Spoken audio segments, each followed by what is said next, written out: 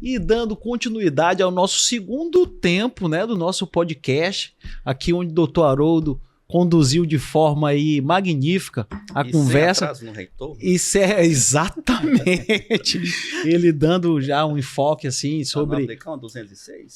sobre questões aqui. O Dr. Marco estava falando aí como é que foi para a gente vir aqui para o nosso podcast. Como é que aconteceu aí, Dr. Marco? Antes da gente entrar aí no papo de procurador, né? Que a gente agora vai focar nas questões da procuradoria. Está quase um podcast de procuradores aqui, né? Exato. Procurador-geral, ex-procurador, procurador atual, é muito bom.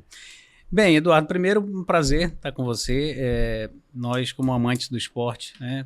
Eu lembro dos campeonatos da OAB. Sim. Então, que eram super disputados e que bom que tem o TJD. Eu acho que teria ajudado muito. Eu jogava nos Jovens Advogados. Acho que teria ajudado muito em algumas questões, né, de polêmicas que aconteceram nos campeonatos. E, enfim, é sempre bom você ter um regramento e essa importância, né, de nós termos um Tribunal de Justiça Desportivo nas diversas esferas, né, dos campeonatos regionais, estaduais, até mesmo esporte amador. Acho que é importante porque traz segurança para o desporto e enaltece aquilo que é mais importante, que é a técnica e a observância das regras, a lealdade, o respeito mútuo, etc., que é o que deve inspirar todos os esportes. Mas, pois bem, respondendo a sua pergunta, eu estou atualmente morando em Brasília e, por acaso, encontrei o Dr. Haroldo, que é um grande amigo. Nós somos colegas desde 2004, no início do sistema OAB, e fazia algum tempo que não nos víamos. E aí ele me falou do Instituto. Falou, olha, com o Instituto, quando você for ao Maranhão, será um prazer recebê-lo e tal. E falamos isso, acho que não tem 2 semanas, em Brasília. E, coincidentemente, eu tenho um compromisso nesta semana. Tive um hoje, teria outro amanhã, aqui em São Luís. E ele me passou uma mensagem. Falou, olha, me confirma quando é que você vai estar aqui para a gente levar adiante a história do podcast. Eu falei, eu estou aqui. Se quiser, eu estou pronto. Vamos fazer hoje. E aí deu tudo certo. Ele já entrou em contato também com o Daniel, né? E você também tinha disponibilidade. Então, sim, agradabilíssimo. É sempre um prazer estar de volta aqui em São Luís. São Luís é a cidade que me acolheu, né, na minha vida profissional. E sou cidadão maranhense, como já referi, titulado pela Assembleia Legislativa, com muito orgulho, sempre falo isso onde quer que eu esteja. E aqui me casei, minhas filhas nasceram aqui, então tenho parentes ainda aqui, então é muito prazeroso estar aqui e debatendo um assunto que é um assunto que se junta a essas atividades prazerosas, que é o futebol e o esporte em geral. E assim, tu tocaste num ponto que foi a questão da justiça esportiva dentro do campeonato do OAB. E aí a gente estava na gestão do presidente Caio, que sempre prezou, é desportista. E aí eu estava conversando com o Dr. Haroldo, e na época, hoje é o Mamed, que é o presidente da CAAMA, né? E assim, méritos também do presidente Valdo, que foi o antecessor do Mamed. Aí a gente estava discutindo, aí o Dr. Haroldo, a gente falando assim, caso de Ferreira, espeto de pau, como é que a gente... Aqui a gente dá advocacia, a gente preza pelas leis, a gente não tem um TJD. Aí o Dr. Haroldo, junto com o Ivaldo Prado, né? Eles encamparam, agora nós vamos botar... Nós vamos fazer o nosso TJD, porque tinha muita briga, né? Muita situação. Não, e campeonato de advogado toda hora tem recurso, né? E assim, eu nunca vou me esquecer que na nossa primeira sessão, né? Hoje nós temos aqui o nosso procurador do TJD da OAB. A primeira coisa que ele disse, assim, nada passará. Doutor Daniel, como é que tá lá essa situação dentro do campeonato do OAB? Ou seja, deve ter muito trabalho, porque confusão tem demais. Como eu me lembro até hoje dessa instituição, nada passará, nada passará, a gente propôs ser uma procuradoria diligente, ativa e, de fato, principalmente no primeiro grau, o doutor Wagner é um procurador muito atuante, eu atuo e vejo a qualidade que vem dos julgamentos do primeiro grau, da comissão disciplinar. Porque o tribunal, o doutor Haroldo instituiu, não só o tribunal, mas a comissão disciplinar também. Legal. A OAB julga em primeira e segunda instância. Muito bom. Seguindo a lógica do STJD. Não, na verdade, isso daí é como a 9.615 fala, né? onde tiver qualquer tipo de competição, e inclusive o Isso. próprio CBJD, em âmbito nacional, ele tem que ser utilizado. Isso. E dentro do CBJD ele vem dizendo que cada entidade que administra o desporto tem que ter a sua estrutura desportiva para fazer valer todas as situações legais. Mas assim, o que eu fico pensando é nossa atuação dentro do desporto, né? Ali, dentro das atribuições, ali prevista ali no artigo 21, vamos focar mais um pouco. Essa questão das súmulas. Teve no primeiro tempo aqui do nosso podcast, o doutor Haroldo veio falando, e também Vossa Excelência aqui, doutor Marco veio dizendo, olha, a questão da súmula, tem hora que ela vem e assim, pelos recursos técnicos, né, a gente vê que o que está descrito na súmula não está ali condizente com as imagens que tem. E assim, infelizmente isso não é exceção, assim, não é regra, mas acontece com uma frequência. Sei lá, por preparo da arbitragem, ou por pressa, mas acontece muito de a súmula não refletir. Não posso nem dizer que seja a maioria, não tenho esse estudo para dizer, mas acontece com uma frequência. Assim, eu advogo para clube, né? Eu advogo pro IAP hoje. E assim, em vários julgamentos, o que a gente vê é que justamente isso, às vezes o que está ali não condiz. E aí o que eu faço? Eu sempre peço, porque ali artigo 266, né? Se você relatar fatos ou deturpar fatos ou deixar de relatar fatos, e assim, qual é dentro ali, por exemplo, do futebol profissional? Porque nessa ocasião a gente pediu para que fosse encaminhada essa súmula junto com o vídeo para a Procuradoria para ela tomar as medidas. Já teve algum caso, doutor Marco, dentro do futebol em que o árbitro foi denunciado pelo artigo 266 ou questão o 259 de não aplicar regras da modalidade? Essa aqui, tanto para o doutor Marco quanto para o doutor Daniel, que é nosso fundador aqui, dicas de passagem do Instituto Manense de Direito Esportivo. Eu vi isso acontecer várias vezes. Os árbitros receberem denúncias disciplinares por erro de preenchimento de súmula. Nesse ponto, o STJD tenta dar exemplo. E olha que nós estamos falando dos juízes mais qualificados do Brasil. Sim. Os juízes que julgam, que arbitram o Campeonato Brasileiro, principalmente da Série A, acho que todos são padrão FIFA, se não forem todos, a maioria deles. Sim, e assim, o que eu fico vendo é porque tem a súmula eletrônica, né? Você preenche. E é uma questão corriqueira sobre a questão do preenchimento da súmula. Isso daí, o que a gente nota dentro da Procuradoria Geral, que inclusive a gente lá no STJD, em que o doutor Haroldo é o presidente, a gente inclusive, junto com o presidente da Confederação, a gente queria fazer um curso para os árbitros, porque assim, o preenchimento da súmula, ela acaba de ser um óbice para que a Procuradoria logre êxito. É o ponto inicial, né? Se a súmula estiver comprometida, o trabalho do procurador fica dificultado, né? Ou às vezes inviabilizado. Sim. E assim, como bem o doutor Marco falou, ali ele tem uma presunção, né, relativa de veracidade. Né? Então, assim, pelo artigo 58, é ela que dá início, e tudo ali que se contém é como se fosse... Vou contar um fato que eu até contei no backstage, né? No briefing. No briefing. O que aconteceu comigo? Quarta-feira, terminou a sessão, fomos almoçar e depois à noite assistir um jogo no Maracanã. Uma torcida imensa, não vou citar o time aqui, todos sabem. O estádio tomado por praticamente uma torcida só. O outro time era de fora do Rio, ocupou um espaço pequeno. Só que começou foguete, esse é o procurador. Não, nós somos obrigados, né? Filmei. Filmei e tive a curiosidade de ver para que súmula foi distribuída, qual colega foi distribuída aquela súmula. E vi que não foi relatado algumas coisas. Aí contactei o colega, olha, tem alguns fatos que eu queria chegar a conhecimento, já que tu tá com a súmula, toma esses vídeos aí.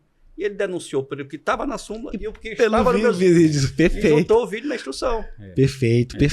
Assim, Mas assim, acontece se não tivesse o procurador lá, ou se o time não tivesse, o time visitante tivesse feito a denúncia, o procurador também poderia ter denunciado. Sim. Atualmente, assim, só para voltar a essa questão dos árbitros, né? Atualmente tem diminuído.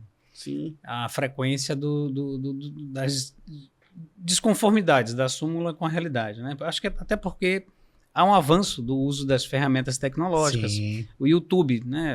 Não, e eles têm 48 horas para entregar, 48 né? horas, Então não precisa dá pra ele... checar, dá para...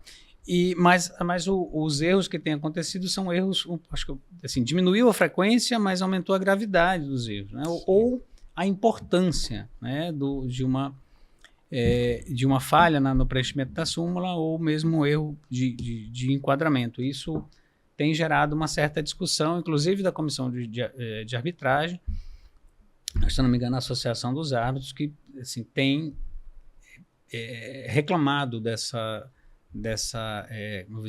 investida contra a arbitragem. Argumenta-se até de não acaba desestimulando, porque assim, o árbitro já apanha de todos os lados, né? A torcida já xinga, o time reclama, o time que perde reclama. E a associação meio que fez um pedido para, né, essas questões serem levadas em consideração. Mas o fato é, hoje tem esse prazo de 48 horas, tem os recursos tecnológicos todos disponíveis, dá para fazer um bom trabalho. Eu diria que hoje a maioria dos trabalhos, pelo menos os que eu tenho relatado, ou recebido e denunciado, são trabalhos bons. A descrição é uma descrição boa. Mas a gente sempre tem que checar também, buscar esse auxílio, principalmente quando é uma denúncia um pouco mais grave, né? É muito comum, por exemplo, a arbitragem pesar um pouco a mão na súmula quando o ofendido é o próprio árbitro. Então a gente percebe isso. Sem sombra de dúvidas, né? Sou ofendido, vou pesar. Então a gente tem que, de acordo com o caso concreto, sopesar, né, essas denúncias com a realidade. Às vezes realmente procede, na maioria dos casos procede, mas assim, os recursos tecnológicos estão disponíveis e devem ser usados pela arbitragem, pela procuradoria. O que se espera é que haja, né, uma coerência, porque é o ponto de partida para a atuação da procuradoria, né? Então precisa realmente estar bem elaborado. Não, e na verdade, se todo processo desportivo disciplinar, na verdade, tem que se iniciar com a atuação da procuradoria, né? E eu lhe digo assim, a pergunta que eu faço porque assim, dentro da nossa atuação, dentro do segmento acadêmico, do STJD, ligado à Confederação Brasileira do Desporto Universitário, a gente sentiu a necessidade de criar um regimento interno. O doutor Haroldo, na qualidade de presidente, deu carta branca para a Procuradoria-Geral fazer todo o trabalho de estruturação, regimento interno, que a gente criou o cargo de subprocurador, os procuradores das comissões disciplinares, porque assim, são o maior evento da América Latina de desporto amador, que são os Jogos Universitários, que são 7.000 componentes. Aí a gente tem que julgar em 24 horas. Então, assim, tem horas assim que a gente tá de madrugada e, assim, em determinados momentos, o decorrer, a continuidade da competição depende do número de procuradores. E dentro lá da questão lá, doutor Daniel, que também já atuou como procurador do futebol, e doutor Marco, que agora tá aí. Como é que é essa questão? Vocês acham que o número de procuradores é suficiente? Precisa mais? Existe dentro da Procuradoria Geral alguns cursos, por exemplo, firmar entendimentos. O procurador-geral, ele tem essa... Até pra gente trocar uma figurinha também, pra gente levar pro nosso... Daniel, se me permitir começar, isso está aumentando. Assim, essa preocupação, nós conversávamos no início, eu e o Daniel como ex-procurador, eu como atual procurador do STJD, e já vimos aqui que aumentou o número de procuradores, né? Da época dele para a época atual. Então isso já é uma preocupação. Eu imagino que o volume de trabalho devia ser bem maior na época do Daniel, mas hoje é um trabalho que eu vou dizer é um trabalho suportável. O volume é um volume que o quadro atual dá conta de fazer. Não há, assim, atrasos significativos. Tem situações que não havia no tempo que eu atuava lá. A questão das simulações de apostas, isso não acontecia, são gravíssimos. Sim, gravíssimo. Então, assim, a Procuradoria tem hoje um trabalho de quase que de investigação criminal. Exato. Sim. E se vale muito das investigações criminais. Se vale muito das investigações criminais. E a respeito dessa preocupação com a organização, né, a estrutura interna, eu destaco o seguinte: nós tivemos esse ano de 2025 a primeira jornada de direito desportivo, que foi feita em Brasília, para a fixação de súmulas de interpretação do CBJD. Sim.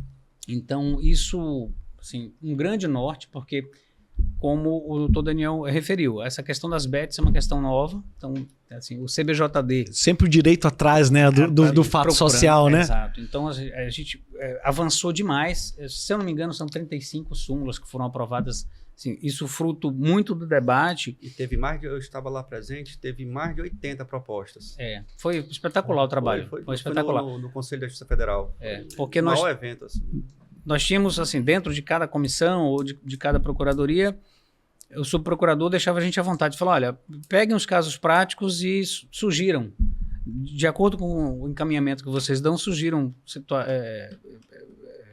redação de súmula para pacificar eventual divergência. Exato. E assim, veio muito material, muito trabalho. Então, assim, esse resultado de mais de 80 proposições... Doutor, e assim, eu já quero até deixar o convite aqui para Vossas Excelências, porque a gente vai produzir nossa revista de Direito Desportivo do Instituto Maranhense de Direito Esportivo, para que a gente possa pegar produções de maranhenses e também produções de pessoas que fazem parte, por exemplo...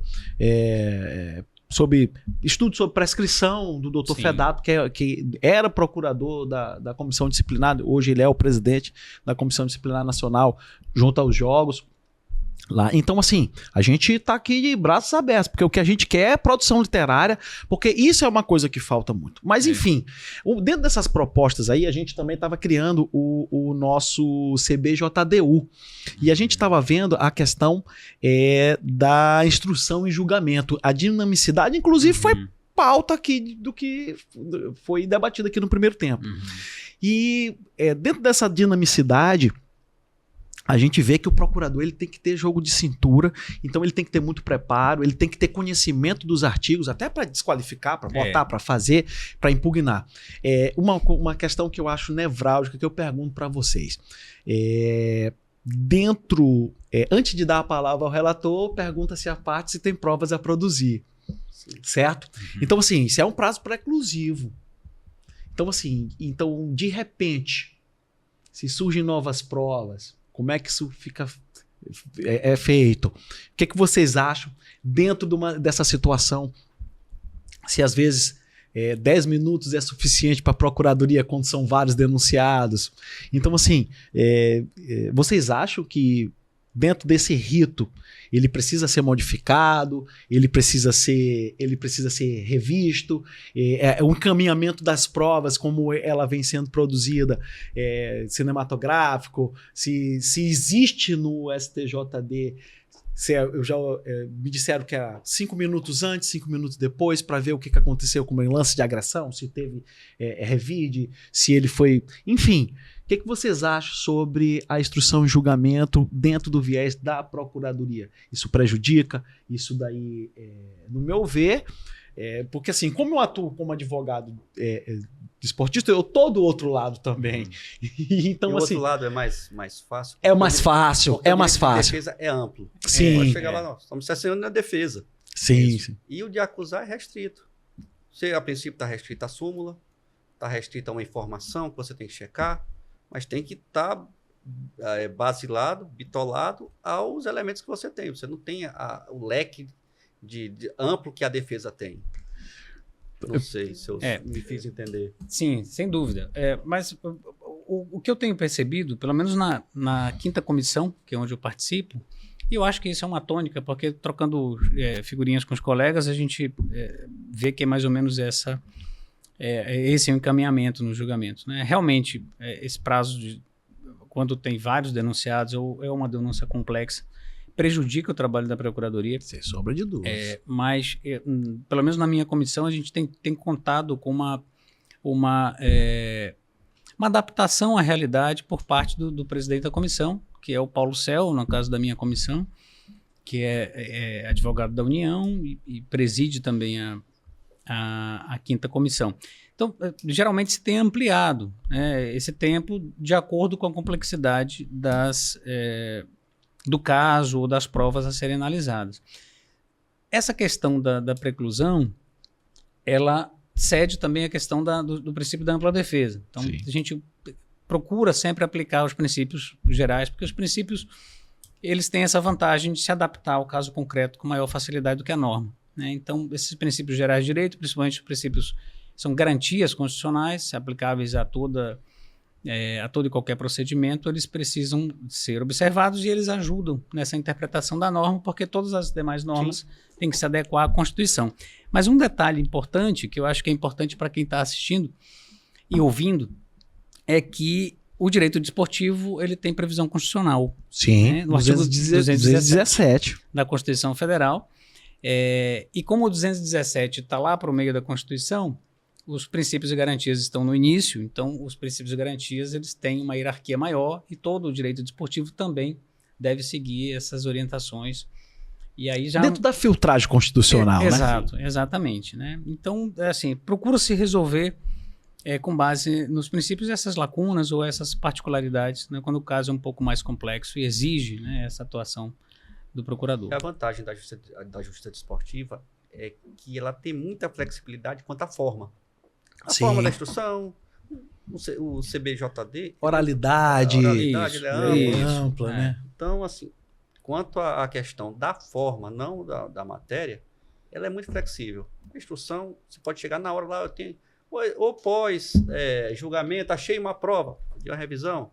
Se não for para interferir no resultado, na eliminação, você pode... Às vezes se tira de pauta, põe para outra sessão, para que se oportunize essa produção de prova, é bastante flexível. Sim, sim. Assim, o que eu fico...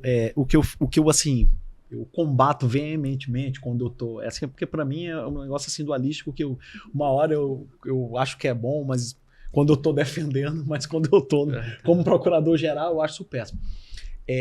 A produção de provas. Fonográfica, cinematográfica, depois depoimento pessoal. Será que isso daí não acaba favorecendo de dar uma vantagem excessiva para o réu? Porque assim, vamos lá, paridade de armas, né? Que é isso que a Constituição ela fala, isonomia, então paridade de armas. Vocês não acham que se tivesse, porque assim, o CBJD ele não precisa ir pro Congresso para ele ser modificado. Porque ele foi criado por base de uma resolução do Conselho Nacional de Esportes. Então, assim, dentro desse evento que teve, será que não poderia ser analisado a modificação de como a produção probatória viria? Não que eu queira aparecer... Fica a sugestão. Fica a sugestão, né? Para a próxima jornada. Para a próxima jornada. Fazer a proposição e for aprovado, fica... Mas assim, vocês acham que é viável? Porque assim, depois que ele vê a produção cinematográfica, ele diz assim, olha, vou mudar, aí o advogado pede uma parte, muda a versão bem aqui, ó. Porque toda competição tem um ganhador, tem um perdedor, vários perdedores e um ganhador só. Então, a função da procuradoria é uma, mas nada impede que o perdedor ou prejudicado, por exemplo, prejudicado pela uma conduta tal, ou por uma situação tal, também não se insurja.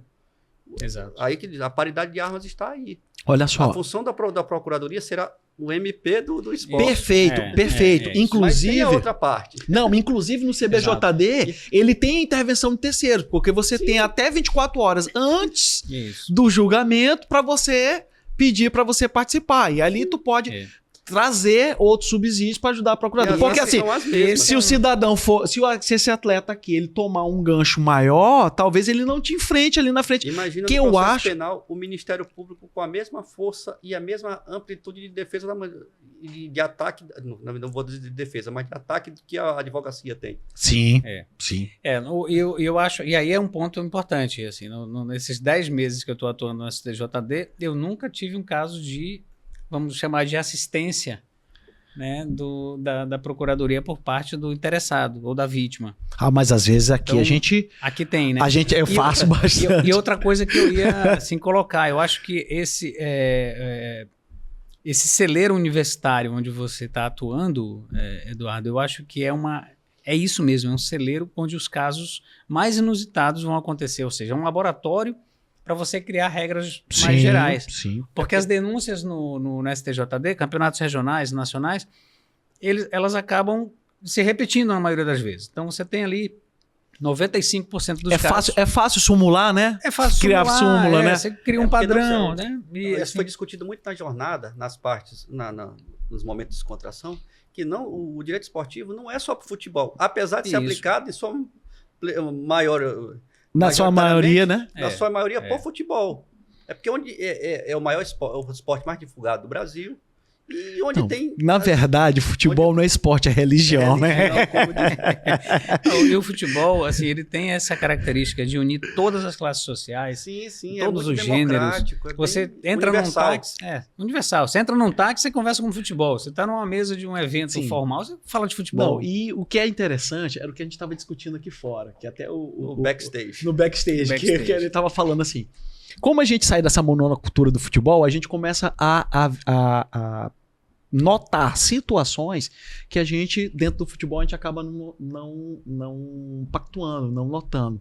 Assim, era o que a gente estava falando, sobre a questão do inclusive, um dos tópicos, que é um artigo científico que eu e o Dr. Haroldo a gente escreveu e mandou até para o Instituto Mineiro para ver se vai ser aprovado, sobre a falta de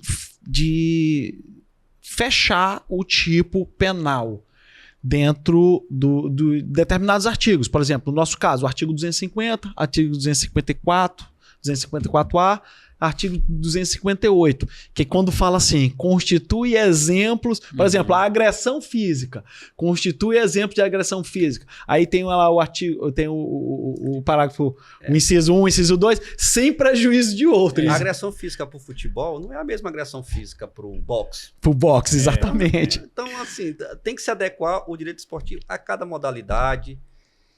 E se você parar para analisar, a linha é muito tênue. Filigranas, né? Da classificação de uma para a classificação da outra. Olha, eu tive um exemplo hoje. Eu tive um exemplo hoje, numa denúncia que eu ofertei. Eu costumo, entendimento pessoal, depois de estudar, avaliar, né, os casos concretos, geralmente, e aí é um spoiler, tá? Se cair na denúncia comigo, já sabe que é mais ou menos assim que eu vou pensar. Assim, aquela punição automática por receber o segundo cartão amarelo, né? Que vem a denúncia também é automática, o sujeito toma o segundo cartão amarelo, automaticamente ele vem, a súmula vem para nós analisarmos o oferecimento da denúncia. Geralmente, eu não ofereço denúncia em razão do fato, que às vezes é um fato corriqueiro, é um encontrão, é como o Daniel falou, é muito relativo a interpretação do que é agressão num jogo de futebol, onde os ânimos estão exaltados, é um esporte de contato. Não, pro basquete, então, nem se faz. Basquete, deve ser uma coisa.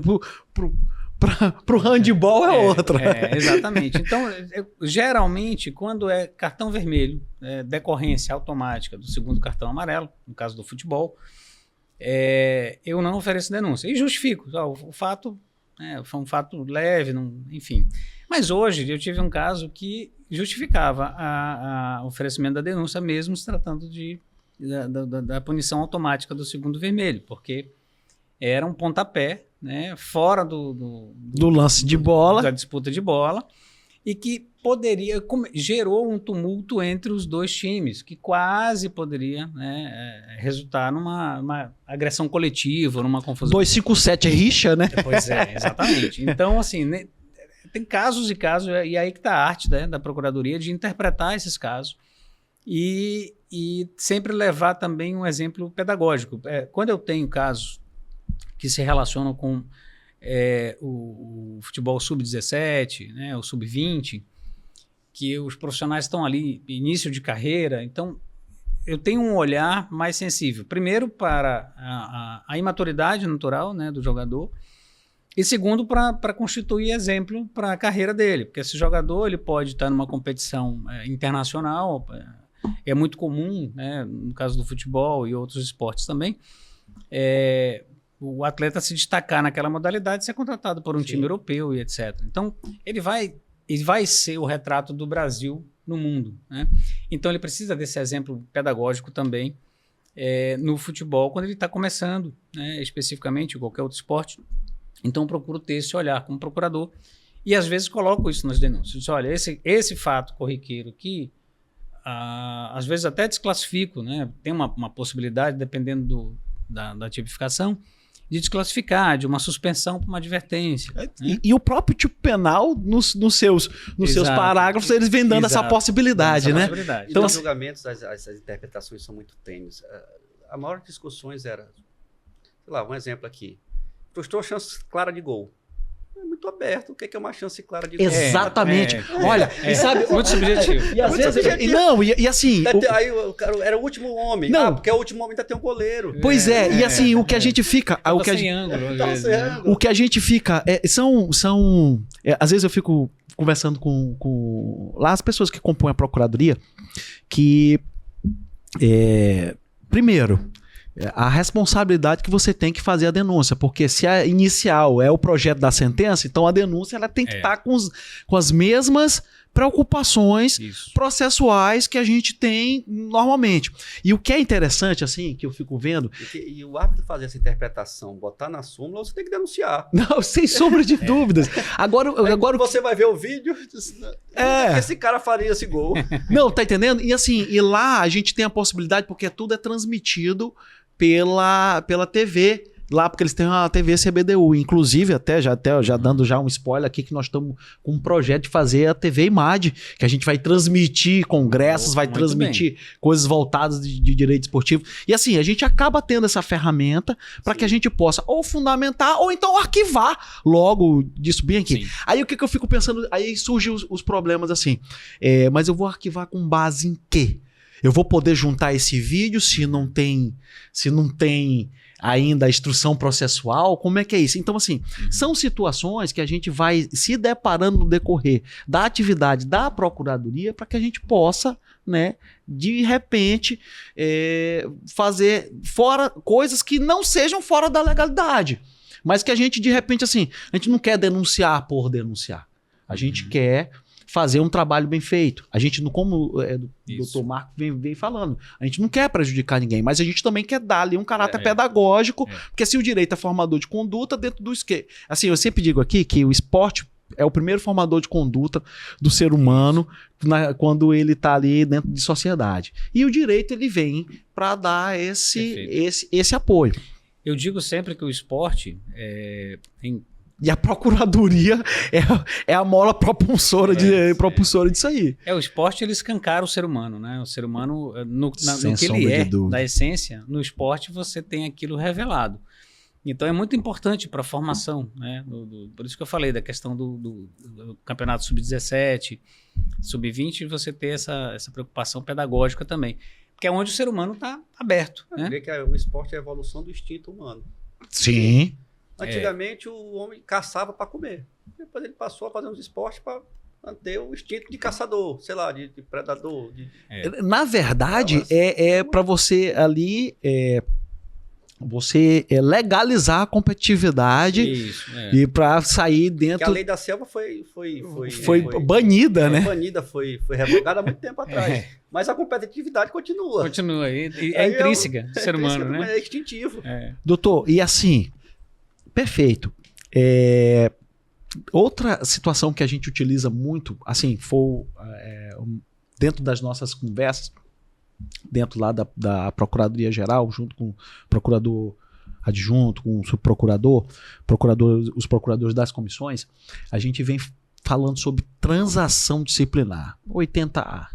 Como é que é isso dentro do lá no OAB? Eu acho que é um pouco impossível que se ainda não conseguimos aplicar. Olha, no STJD também. Assim, pelo menos na minha comissão, a gente não consegue avançar porque os ânimos estão muito acirrados e não quer abrir mão do atleta, né? Não quer abrir mão, então assim, não me deparei com nenhum caso que tenha sido assim, a gente começou a utilizar isso quando porque a gente tem a possibilidade, a gente já junta a questão da TV, da TV aqui, minuto tal da gravação, tá tudo no YouTube, da gravação tal. Aí o cidadão vai olhar. Aí quando ele já olha, aí tem o defensor, porque tem um defensor do STJD, tem um defensor da comissão disciplinar, tem um defensor geral. Então, assim, lá no STJD, a gente tem a oportunidade de ter toda essa estruturação. Então, às vezes ele chega assim, advogado, defensor, diz, que a situação aqui tá um pouco difícil. E assim, eu creio assim, que é um mecanismo que eu até fico dizendo assim, até me gabando assim, a procuradoria não perdeu ainda nenhuma, nada passará. Mas, enfim, aqui pra gente finalizar, que aí doutor Haroldo é mestre nisso daí, inclusive essa questão aí dos tribunais, aí, da questão da vida, que inclusive é tema do nosso livro, que eu e o doutor Haroldo, a gente está lançando o livro, que é da vida, né, dos tribunais para a vida, que a gente vem abordando tudo isso, inclusive, eu até falei para ele, olha, isso aqui depois que a gente lançar, a gente vai citar em muito parecer da procuradoria, porque assim, às vezes falta, né? Falta, mas enfim, é aqui para a gente finalizar, questão do racismo, que é até tema de palestra de doutor Haroldo. Sim. Como é que isso aí está comportado? Vocês acham que está melhorando? Vocês acham que não está melhorando? Como o doutor Daniel mesmo falou, é a questão da vida, né? Doutor Marco também, a exposição do ser humano. Os julgamentos mais graves, as penas mais severas aplicadas na época que eu estava lá no tribunal, no STJD, foi referente justamente a racismo e homofobia. Homofobia, né? Tanto é que os times eram obrigados, aí vai a transação, de fazer campanhas para mitigar a questão da homofobia em campo, em estádio. Porque, também é uma questão muito cultural, né, do brasileiro. Do brasileiro e do futebol. Mas, graças a esses trabalhos que os clubes... Até como xingar, né, também faz parte do... eu acho que são dois aspectos. Primeiro é o educacional, né? São campanhas educativas que os times, né, têm que fazer. Tem um papel institucional também do STJD, da Procuradoria, para combater o racismo, né? É algo muito, muito sério. Eu tenho visto da atuação uma atuação muito aguerrida, né? E uma atuação da Procuradoria, especialmente, uma atuação sem tergiversar sobre racismo. Então, quando o assunto é racismo... Implacável. Implacável. Né? Nós temos um grupo, né, de WhatsApp só dos procuradores. Tem o procurador-geral, tem todos os procuradores, tem todos os membros. E é impressionante porque durante as rodadas, né, a gente trata dos campeonatos nacionais e regionais. Então, nas quartas e nos domingos, geralmente,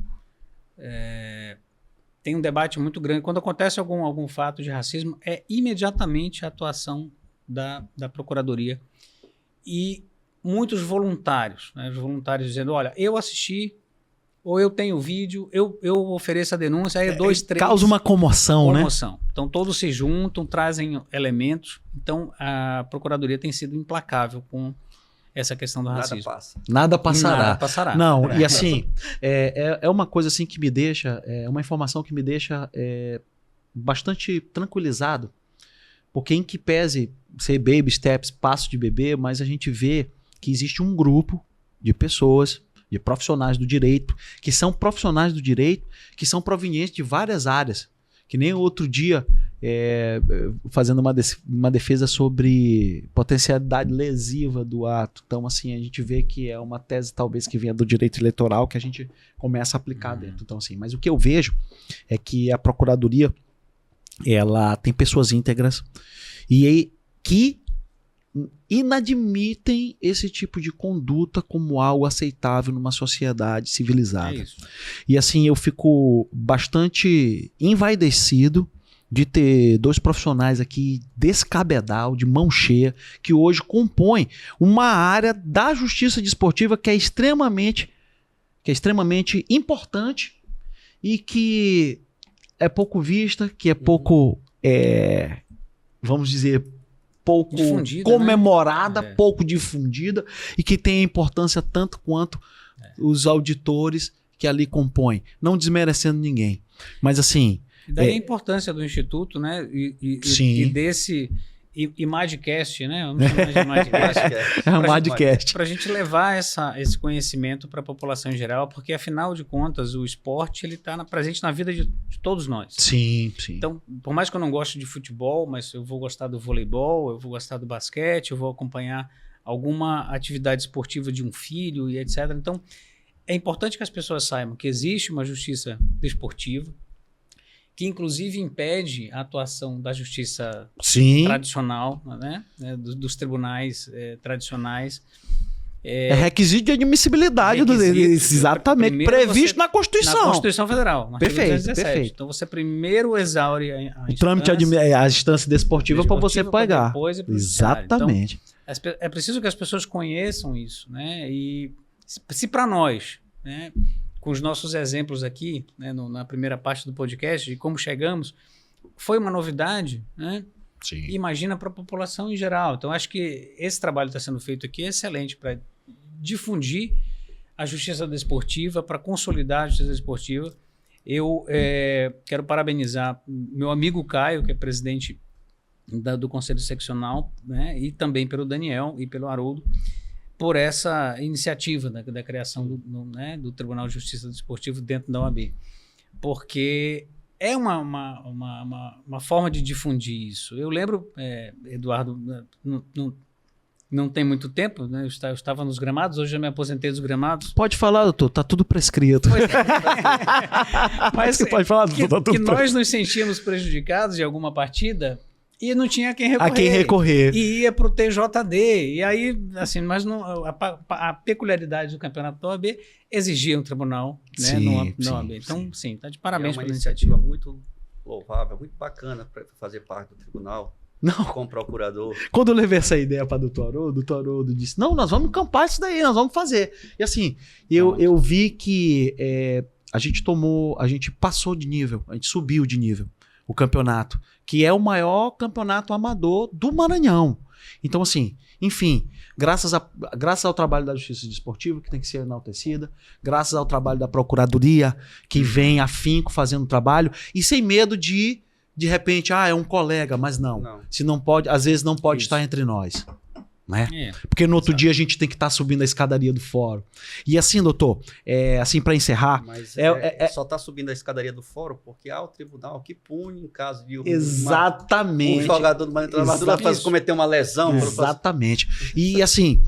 É o que a gente quer com o Instituto Maranhense de Direito Desportivo. É enaltecer o trabalho do profissional de direito do Maranhão, que não perde em nenhum tipo de requisito para qualquer outro profissional do Brasil. Não desmerecendo os demais, mas colocando o profissional do Maranhão onde ele tem que estar, que é nos maiores eventos relacionados ao direito desportivo.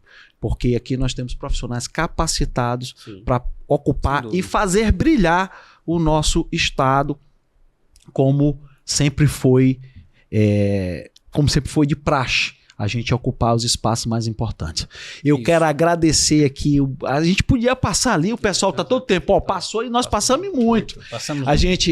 Eu quero agradecer a presença do Dr. Marco Lara, Dr. Daniel Guerreiro, muito obrigado, parabéns pela atuação de Vossas Excelências no comando das Procuradorias, tá bom? E contem sempre com o Instituto Maranhense de Direito Esportivo. Aguardando o próximo convite. O próximo convite. Muito obrigado aí. Eu também queria agradecer, Eduardo, você, o Haroldo e todos os demais membros, e enaltecer essa iniciativa de ter o Instituto, de debater esses assuntos tão importantes, tão caros para nós e para a sociedade, e também me colocar à disposição. Na hora que vocês precisarem, convoquem que vocês terão aqui um soldado. E produção literária, nós estamos esperando Vossas Excelências aqui para a gente lançar nossa revista. Doutores, muito obrigado. Fiquem com Deus aí, graças a Deus, e que Ele nos abençoe e nos proteja sempre. Amém. Obrigado.